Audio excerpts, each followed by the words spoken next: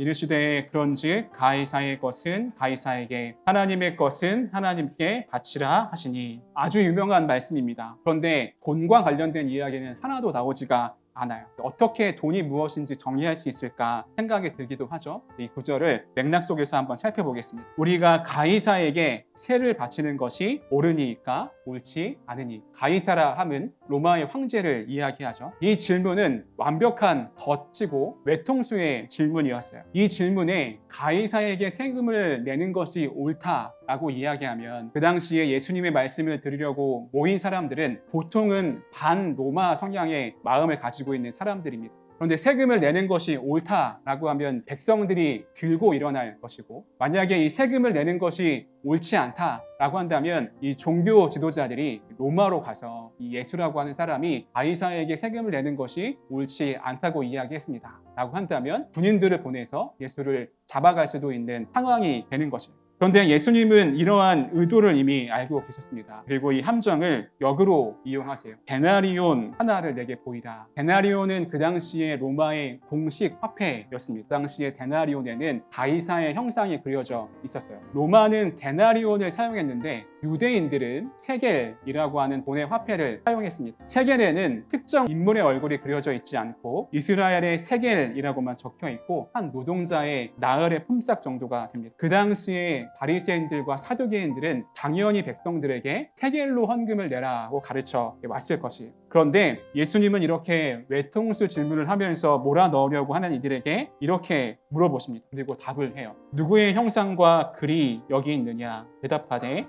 가이사의 것이니이다. 그런데 예수님은 곧이어서 이렇게 말씀하십니다. 이르시되 그런즉 가이사의 것은 가이사에게 하나님의 것은 하나님께 바치라 하시니. 예수님의 이 대답을 듣고 더 이상 아무 말도 하지 못하고 이 상황이 끝이 납니다. 하나님께는 데나리온이 아니라 세겔을 바쳐야 한다고 주장했던 종교 지도자들의 모습을 볼 수가 있습니다. 스스로 의인인치했던 사람들입니다. 그런데 그들이 소중하게 품고 있는 돈은 무엇이었나요? 데나리온이었습니다. 예수님은 나에게 돈 하나를 달라고 하지 않고 꼭 집어서 데나리온 하나를 나에게 달라라고 이야기합니다. 성전세는 세겔을 바쳐야 한다고 이야기하면서도 자기 스스로는 데나리온을 굉장히 소중하게 마음속에 품고 있던 종교 지도자들의 모습을 볼 수가 있어요. 그 당시에 유대의 신앙은 늘 거룩한 것과 거룩하지 않는 것 구분하며 살아왔습니다. 그런데 예수님이 오셔서 하신 일은 성과 속의 구분을 허문 것입니다. 거룩하게 살아가는 것은 옳은 것이고 부정하게 사는 것은 나쁜 것이다. 꼭 삶을 이분법적으로 보며 살아가던 이들에게 예수의 가르침과 삶은 성과 속을 구분하지 않고 늘 우리의 삶 가운데 하나님을 따라 살아가는 삶이 되는 것을 말씀해 주셨습니다. 돈은 어떤 의미가 있는가 생각해 봤을 때 먼저 돈은 그 가치가 중립적인 거예요. 용도에 따라 사용하기만 하면 됩니다.